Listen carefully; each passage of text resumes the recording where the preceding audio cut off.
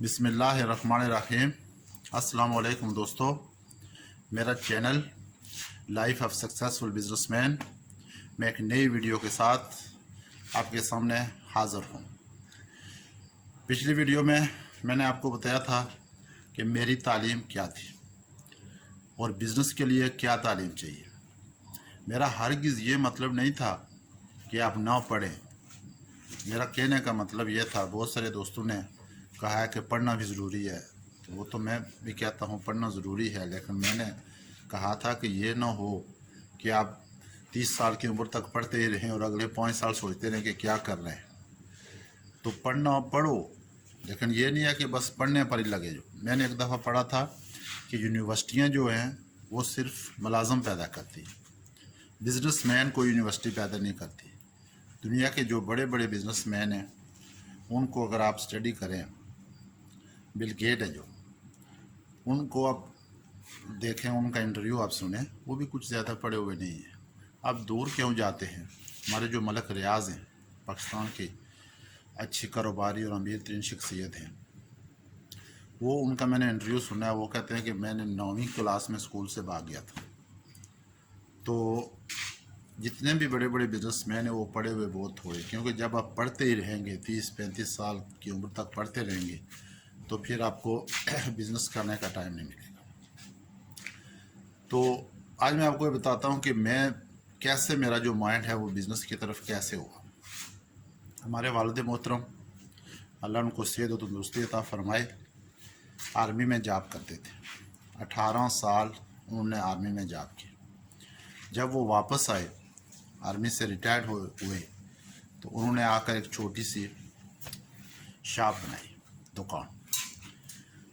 वो ऐसे इलाके में थी कि वहाँ पर इतना ज़्यादा सेल भी नहीं होती थी।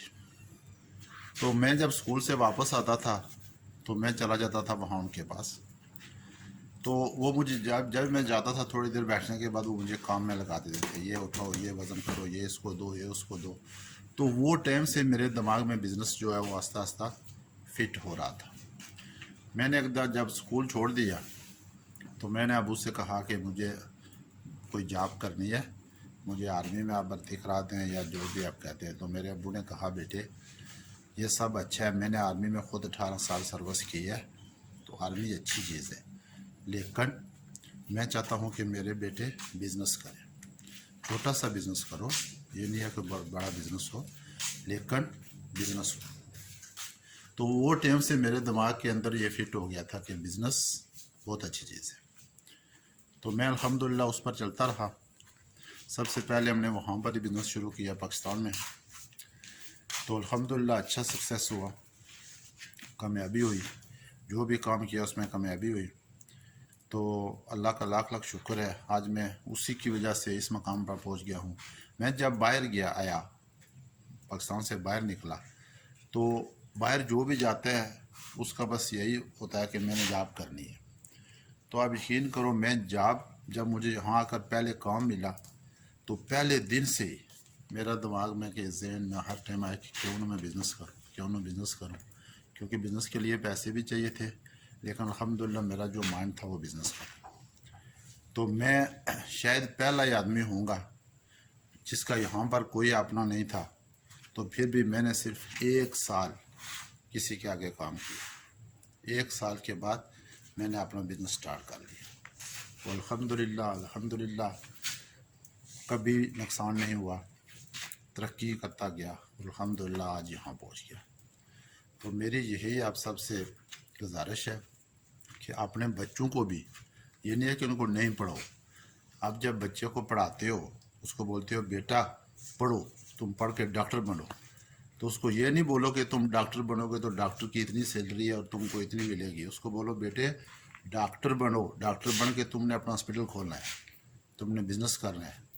जिधर भी बच्चे का जिधर माइंड है, ये नहीं है कि बच्चा टीचर बनना चाहता हो और हम उसको डॉक्टर बनाने में लगे जाए, बच्चा बिज़नेस की तरफ जाता हो हम उसको बोले नहीं नहीं तुमने ये बनना है। अब बच्चे का देखो दिमाग किस तरफ है, क्या बनना चाहता है, उसको वही बनाओ, लेकिन साथ में हर टाइम उसके जहन में डालो कि तुमने ये करके बिज़नेस करना है। और इंशाअल्लाह कामयाबी अल्लाह देता है, लेकिन कोशिश, मेहनत और हिम्मत یہ ہونی چاہیے.